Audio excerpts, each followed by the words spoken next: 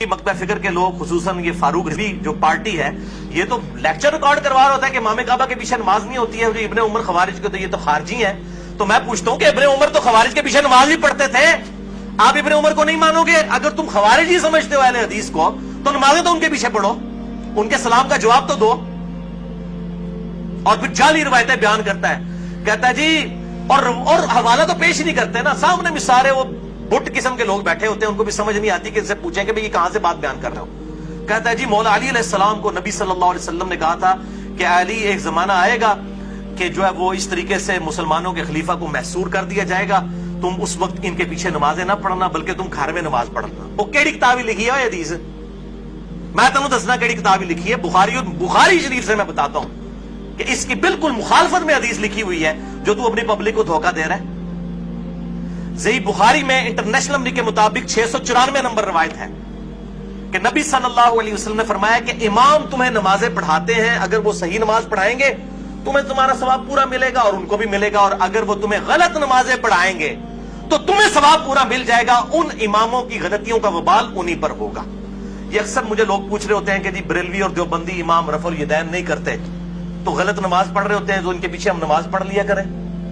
भाई बेसिक नमाज की स्ट्रक्चर तो सबकी एक ही है, क़याम के बाद रुकू के बाद खड़ा होना, हर रकत में 2 सजदे, 2 सजदों के दरमियान बैठना, 2 रकतों के बाद तशहुद करना और 4 के बाद सलाम फेर देना। ये बेसिक स्ट्रक्चर तो सबकी सेम है।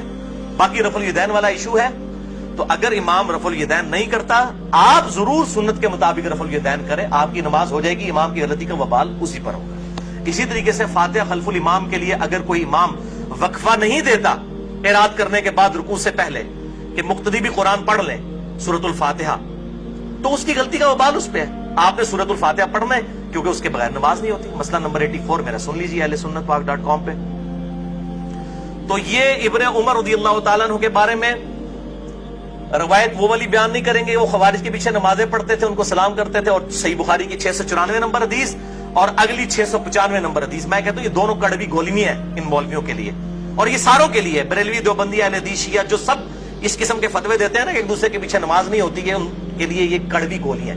695 नंबर हदीस जो सही बुखारी में है उसके ऊपर तो इमाम बुखारी ने बात बांध दिया है कि बागी और बिदती के पीछे नमाज पढ़ने का हुक्म है खलीफतुल मुस्लिमीन सैयदना उस्मान गनी रज़ियल्लाहु ताला अन्हु व अलैहि सलाम की तरफ से कि बागियों और बिदतियों के पीछे नमाज पढ़ो। इमाम बुखारी ने बात बांधा और पहले तालीकन रवायत हसन बसरी का कौल लेकर आए ताबी रज़ियल्लाहु ताला अन्हु व अलैहि सलाम अल मुतवफ़ा 110 हिजरी कि हसन बसरी कहते हैं जो बुखारी और मुस्लिम के रावी हैं कि बिदती इमाम के पीछे नमाज पढ़ ले उसकी बिदत का वबाल उसी पर होगा। और फिर नीचे रवायत लेकर आए इमाम बुखारी 695 नंबर सही बुखारी में जो मौलवियों के गले से नीचे नहीं उतरती कि सैयदना उस्मान गनी रज़ियल्लाहु ताला अन्हु को जब बागियों ने महसूर कर लिया, मस्जिद में आने पर पाबंदी लगा दी उनके दौरे खिलाफत में, लोग हाजिर हुए, कहा ए अमीरुल मोमिनीन हमारे इमाम तो आप हैं और ये फितनों का इमाम बिदती इमाम मस्जिद पर काबिज है और नमाजें पढ़ाता है, हमें अंदेशा है कि हम कहीं गुनाहगार ना हो जाए इनके पीछे नमाज पढ़ के। तो सैयदना उस्मान ने ये नहीं कहा अपनी 1.5 ईंट की मस्जिद लादा बना लो, हालांकि सबसे बड़ी चीज उनकी स्टेक पे लगी हुई थी खिलाफत।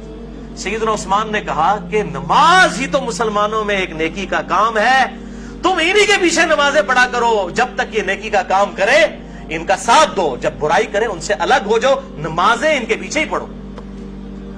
इससे बड़ी कौन सी बिदत होगी? वो कहते हैं जी कोई छोटी बिदत होती है कोई बड़ी बिदत। भाई सबसे बड़ी बिदत खलीफतुल मुस्लिमीन के खिलाफ खुरूज करना है। ये जो आप हदीस पढ़ते हैं ना कि कुल्लु बिदअतिन दलाला व कुल्लु दलालतिन फिन्नार, इसको आप जरा पूरा पढ़ें अबू दाऊद तिरमिज़ी इब्न माजा से कि मेरे बाद तुम बहुत इख्तिलाफ देखोगे, अलैकुम बिसुन्नती व सुन्नतिल खुलफाए राशिदीन अल महदीयीन, उस वक्त मेरी सुन्नत और मेरे खुलफाए राशिदीन की सुन्नत को लाजिम पकड़ लेना और दीन में नई नई बिदअतों से बचना, हर बिदअत गुमराही है और हर गुमराही दोज़ख में ले जाने वाली है। पर्टिकुलरली खुलफाए राशिदीन के खिलाफ खुरूज को नबी सल्लल्लाहु अलैहि वसल्लम ने बिदअत कहा है और वो 5 हैं खुलफाए राशिदीन, अबू बकर, उमर, उस्मान, अली, हसन इब्न अली रज़ियल्लाहु अन्हुम अजमईन व अलैहिस्सलाम। मैंने इसमें बताया वो 30 साल तक खिलाफत है।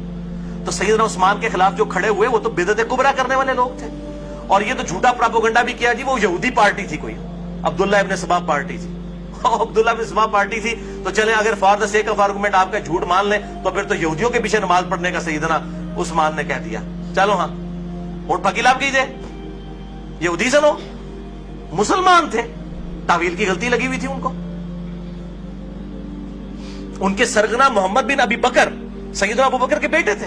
بعد میں خیر وہ پیچھے ہٹ گئے, وہ ایکسٹریم تک نہیں گئے, شہادت میں وہ شامل نہیں ہے, مسلمان تھے. مسئلہ نمبر 116 سن لیجئے میرا کہ سیدنا عثمان کی شہادت کی اصل وجہ کیا تھی.